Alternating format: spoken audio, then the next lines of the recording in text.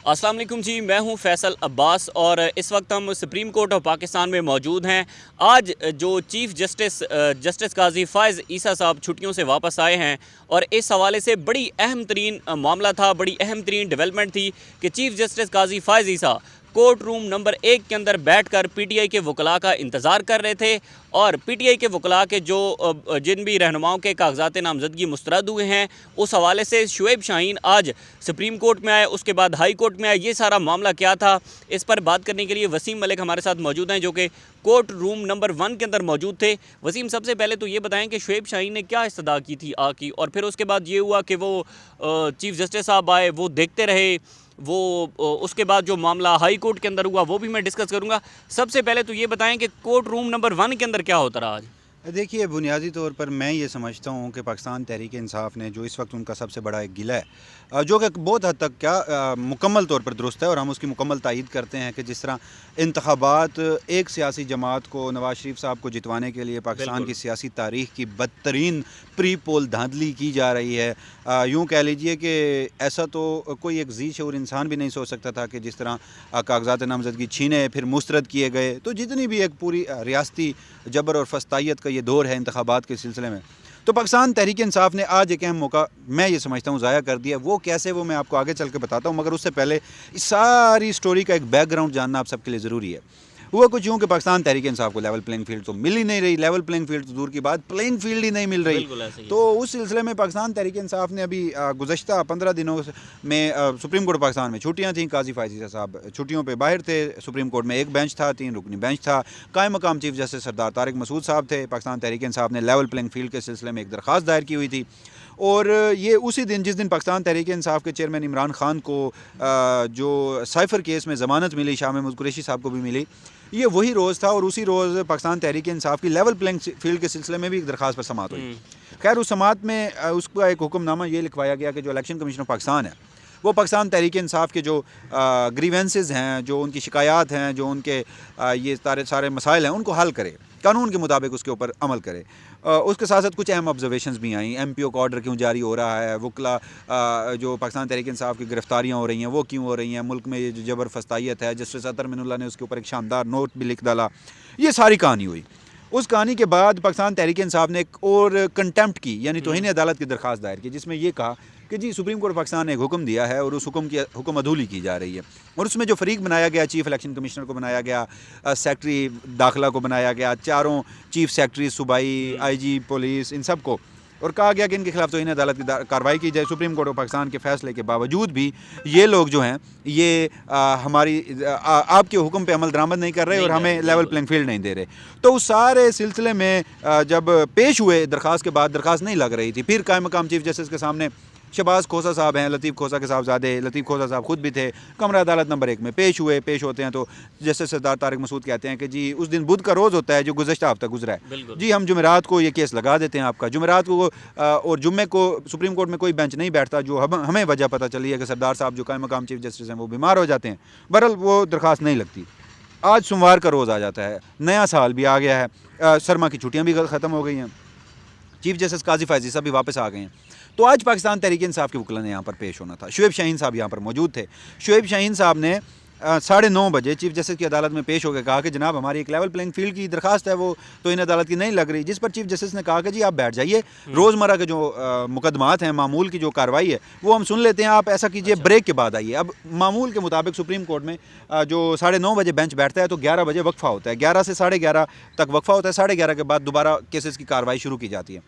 11:30 हुआ, हम कमरा अदालत नंबर 1 में पहुँचे, बेंच भी पहुँचा, मगर उससे पहले मैंने यहीं से देखा, ये सामने दरवाज़ा है, एडवोकेट शुएब शाहीन साहब जो सिर्फ पाकिस्तान तहरीक इंसाफ के एक ही वकील थे। वैसे तो बहुत सारे वकील यहाँ पर पेश होते हैं, लेकिन आज वो अकेले थे और उन्होंने 9:30 से 11 बजे इंतज़ार भी किया। वो यहाँ से हाई कोर्ट जाते हैं। मैं उनसे पूछता हूँ कि जी आपने तो पेश होना है, तो आप हाई कोर्ट के सिलसिले में जा रहे हैं? तो वो कहते हैं कि वो उनका जो रिटर्निंग ऑफिसर्स ने उनकी जो कागजात नामजदगी मुस्तरद की थी, उन्होंने वहाँ पर अपीलेट ट्रिब्यूनल में अपील फाइल की हुई है, तो उन्होंने वहाँ पर थंब इम्प्रेशन लगाना है, उसके बाद वो हाई कोर्ट वापस आ जाएंगे, सुप्रीम कोर्ट वापस आ जाएंगे। हम कमरा अदालत नंबर 1 में पहुँचे, तकरीबन कोई आधा घंटा 45 मिनट या आप कह लें 50 मिनट तक मजीद कार्रवाई आगे बढ़ी। वो कार्रवाई केसेस मामूल के ख़त्म हो गए। जैसे ही केसेस मामूल के ख़त्म हुए तो जो काजी फ़ाइज़ ईसा साहब हैं उन्होंने गालबन अपने कोर्ट एसोसिएट से भी पूछा कि शुएब शाहीन साहब पेश होना चाहते थे, उन्होंने इर्द गिर्द कमरा अदालत में नज़र भी दौड़ाई, मगर शुएब शाहीन साहब पेश नहीं हुए, बेंच उठ गया। हम बाहर आते हैं, शुएब शाहीन साहब यहाँ पर मुख्तलिफ जो डिजिटल मीडिया के दोस्त हैं हमारे, उनसे गुफ्तगू कर रहे होते हैं और वो कमरा अदालत में पेश नहीं होते। आप भी बता रहे हैं, अब हाई कोर्ट में क्या हुआ, हाई कोर्ट में उन्होंने क्या किया, वो ज़रा आप बता दें। अच्छा, मैं आपको बताऊं तो एक बात तो ये है कि सुप्रीम कोर्ट के बाहर खड़े होकर शुएब शाहीन साहब ने यहाँ पर 13 मिनट की वीडियोज़ की हैं डिजिटल लोगों के साथ, डिजिटल मीडिया के लोगों के साथ। उसके बाद हाई कोर्ट के अंदर ये हुआ कि हाई कोर्ट के अंदर जो हमारे डिजिटल के दोस्त थे वहाँ पर भी तकरीबन शुएब शाहीन साहब 10 मिनट जो है वहाँ पर खड़े रहे।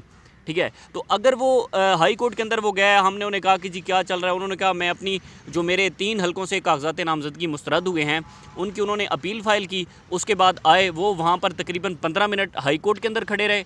हाई कोर्ट से फिर यहाँ पर पहुँचे तो सुप्रीम कोर्ट के बाहर तकरीबन 13 से 15 मिनट उन्होंने यहाँ पर लगाए। अच्छा, फिर उसके बाद जैसे आप बता रहे हैं, अगर वो सिर्फ वहाँ पर अपना थंब इम्प्रेशन अपील दायर करने गए थे तो वो वापस कमरा अदालत में पहुँच सकते फ़ौरन थे, पहुँच सकते थे, मगर वो नहीं पहुँचे। अब उनका जो मौक़िफ़ है वो भी मैं आपके सामने रख देता हूँ। तो वो खासा अब सोशल मीडिया पे लोग लिखना शुरू कर दिया। हमने भी बताया कि आज कमरा अदालत में क्या हो रहा है। शुएब शाहीन साहब को बड़ी सुबकी का भी सामना करना पड़ा और तमाम तोपों का जो रुख था वो आज शुएब शाहीन साहब के ऊपर था, पाकिस्तान तहरीक इंसाफ की। इसलिए मैं कह रहा हूँ कि अगर आज वो पेश हो जाते, वो नहीं थे या वो कहीं और इंगेज थे, तो कानूनी टीम कहाँ है? हमने इन पाकिस्तान तहरीक इंसाफ की कानूनी टीम को, इमरान खान साहब 28 अगस्त को उनका जब तोशा खाना के मुकदमे में ज़मानत होती है तो पता चलता है कि वो 15 अगस्त से साइफर के मुकदमे में गिरफ्तार हैं। उस दिन से मैं चीख रहा हूँ, मैं चिल्ला रहा हूँ कि पाकिस्तान तहरीक इंसाफ की ये जो कानूनी टीम है, वो कानूनी team social media, main stream media, अपनी पर्सनल जो पीआर है वो बनाने में, सोशल मीडिया पे कंटेंट अपलोड करने में, अपने ताल्लुकात बनाने में उनका फोकस ज़्यादा होता है। इमरान खान को कानूनी मुआवनत इस तरह जिस तरह ये कानूनी जंग लड़नी चाहिए थी वो नहीं लड़ी जा रही।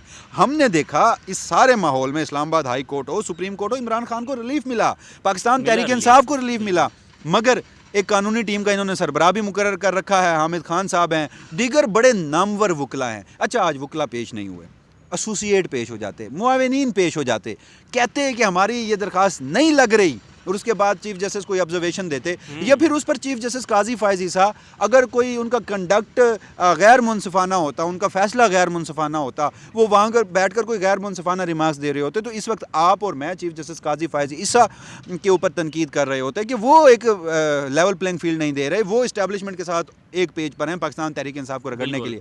मगर जब कानूनी टीम पेश नहीं होगी तो फिर जजेस बैठ के इंतजार तो कमरा अदालत में नहीं करते ना।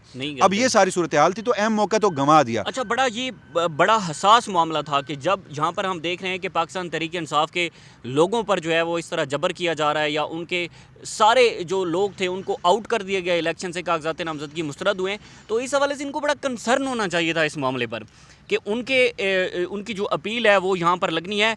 उतना मामला जिस तरह से हसास मामला था उसको संजीदगी से नहीं लिया गया। देखिए, शुएब शाहीन साहब का मौक़िफ़ अब मैं आपके सामने रख देता हूँ। हमारी उनसे बात भी हुई, फ़ैसला नाज़रीन के ऊपर छोड़ देते हैं, हमारा काम है फैक्ट्स बताना जो कुछ हुआ। शुएब शाहीन साहब का ये कहना है कि जी मैं जब वहाँ पहुँचा तो मैं इस सिलसिले में यहाँ नहीं पहुँच पाया, वरना मैं तो सुबह से अदालत में मौजूद था। ये हमने भी देखा, 9:30 बजे से 11:30 बजे तक अदालत में मौजूद थे। फिर जब आप बता रहे हैं यहाँ सुप्रीम कोर्ट पहुँचे, हाई कोर्ट में, वो जो अगर बात ना करते डिजिटल मीडिया के लोगों के साथ तो वो मुमकिन है कि कमरा अदालत में पहुँच सकते थे, वक्त से पहले पहुँच सकते थे। अब वो मुख्तलिफ लोगों को अपनी तोजियात भी पेश करते रहे, सफाइयाँ भी बेचारे देते रहे, क्योंकि तोपों का तमाम रुख उनके ऊपर था। बकौल अब उनके वो ये दावा कर रहे हैं कि उनकी रजिस्ट्रार ऑफिस से मुलाकात हुई है, रजिस्ट्रार सुप्रीम कोर्ट ने उनसे उनकी दरख्वास्त का डायरी नंबर मांगा है, बकौल उनके उन्होंने वो डायरी नंबर दे दिया है। बकौल उनके रजिस्ट्रार ने ये यकीनदानी कराई है आज के रोज़ या फिर कल के रोज़ ये लेवल प्लेइंग फील्ड वाली दरख्वास्त जो है ये लग जाएगी। अब जब हम ये वीडियो कर रहे हैं 2:40 हो गए हैं, और इस सिलसिले में अब ये देखना है कि अभी तक ये केस लगा है या नहीं लगा। तो अगर आज ये केस नहीं लगता, जो कि अब नामुमकिन सा लग रहा है, तो फिर मुमकिन ये है कि जो कल है अगर वो दरख्वास्त लग जाती है तो वो समाअत के लिए मुकर्रर हो जाएगी। वसीम मलिक हमारे साथ मौजूद थे।